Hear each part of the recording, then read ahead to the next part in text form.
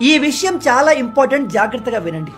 మీరు వాట్సాప్ గ్రూపుల్లో ఎవరైనా ఒక పర్టికులర్ పర్సన్ని, ఏదైనా మతాన్ని, కులాన్ని లేదా ఒక పర్టికులర్ పార్టీని తక్కువ చేస్తూ కించపరుస్తూ మెసేజ్లు పెడితే మీ పైన కేసులు బుక్ అవుతాయి, జైలుకు కూడా వెళ్తారు.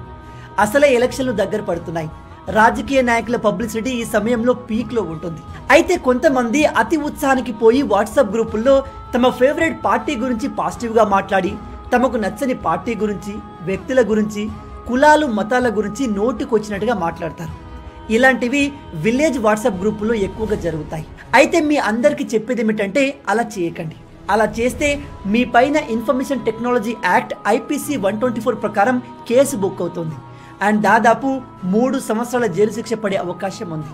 కాబట్టి ఇప్పుడే కాదు, ఎప్పుడు కూడా వాట్సాప్ గ్రూపుల్లో ఎవరిని తక్కువ చేస్తూ మెసేజ్లు పెట్టకండి. ఇకపై వాట్సాప్ గ్రూపుల్లో ఎవరైనా తప్పుగా మెసేజ్లు పెడితే వాటిని వెంటనే స్క్రీన్ షాట్ తీసుకొని మీ దగ్గరలో ఉన్న పోలీస్ స్టేషన్లో కంప్లైంట్ చేయండి. మిగతాదంతా వాళ్ళే చూసుకుంటారు.